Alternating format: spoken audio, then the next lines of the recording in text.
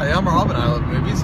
Exodus, Gods and Kings is Ridley Scott's retelling of the biblical story of Moses and how he was chosen by God to lead the Israelites out of Egypt after 400 years of slavery. In the film, Christian Bale plays the lead role of Moses, while Joel Edgerton plays Ramesses the Great. And the supporting cast includes Sigourney Weaver, Sir Ben Kingsley, and Aaron Paul. So, of course, this film has a lot of problems. But I'm going to start off with the one thing that it did right. It's the one thing that you know that Ridley Scott is going to do right, no matter what film it is.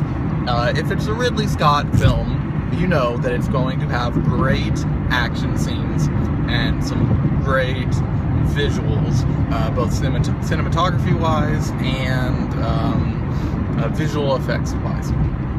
And of course, Exodus is no exception to that rule. It has two very well put together action sequences, one at the beginning and one at the end, but the part in the middle is just pretty boring. However, what's even worse than that is, of course, the lack of diversity in the casting of the main and supporting roles. Almost the entire speaking cast is of Anglo descent. And that's extremely disappointing considering how diverse Egypt is and has always been. It's at the crossroads of the Mediterranean world, Africa, Middle East, and it is a beautifully diverse place. And it is not at all represented that way in this film. And the last big problem that I have with the film is that it's totally unnecessary. This is a story that's been portrayed on film very well, at least twice. First, of course, there's the Ten Commandments starring Charlton Heston, and then more recently you have The Prince of Egypt. And unlike Darren Aronofsky's Noah, Exodus doesn't bring anything new to the story.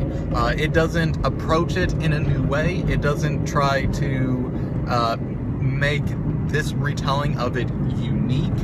It's a cut and dry, boring, whitewashed retelling of this classic story. Pretty much the only differences in this retelling of the story are that Moses is now a general and a great warrior, and also Exodus does have a unique